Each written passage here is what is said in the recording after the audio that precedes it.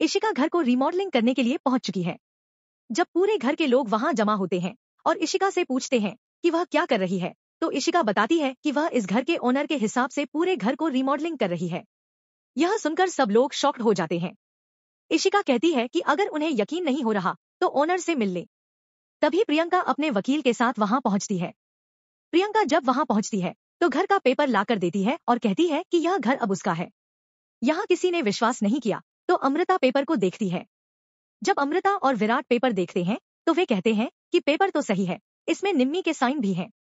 तब निम्मी बोलती है कि उसने ऐसा कोई साइन नहीं किया। दीपिका मामी कहती है कि शायद तुमने उस दिन साइन किया था जब गणपति स्थापना हो रही थी। तुमने उस दिन जो डिवोर्स के पेपर साइन किए थे, कहीं उसमें तो यह नहीं डाल दिया। निम्मी को याद आता है कि जब उसने डिवोर्स के पेपर साइन किए थे तो वह बहुत जल्दी में थी और बिना पढ़े साइन कर दिया था। इससे पता चल जाता है कि यह घर प्रियंका ने अपने नाम कर लिया है। अमृता को लगता है कि कहीं प्रियंका ने कुछ बड़ा कांड तो नहीं किया। तब अमृता जल्दी से अंदर जाती है और आईपैड लेकर आती है चेक करने के लिए कि लंदन बैंक में पैसे हैं या नहीं। जब वे देखते हैं तो लंदन बैंक भी खाली है। विराट प्रियंका को 90 करोड़ का चेक लिखकर देता है और कहता है कि यह घर छोड़ो और यहाँ से निकल जाओ।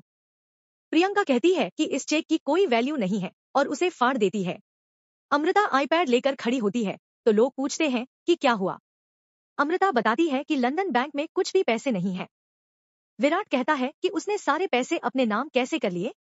बबीता कहती है कि उस दिन उसे लगा था कि अमृता कोई खेल खेल रही है, इसलिए उसने निम्मी को बचाने के लिए पैसे ट्रांसफर कर दिए थे।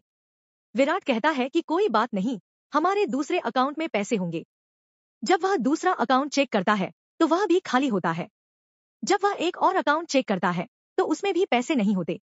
उसके बाद वह अपने शेयर के बारे में सोचता है कि कम से कम वह यह घर अपने नाम रखेगा, लेकिन वह शेयर भी नहीं बेच सकता था क्योंकि वह पहले ही बैंक में लोन के तौर पर रख दिया गया था।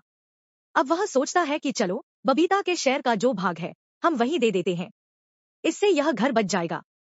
जब बबीता के शेयर की बात आती है तो वह चुपचाप खड़ी हो जाती है। प्रियंका कहती है, मम्मी जी, आपने यह बात अब तक सीक्रेट रखा है क्या? क्योंकि वह शेयर भी उसने प्रियंका को दे दिया था।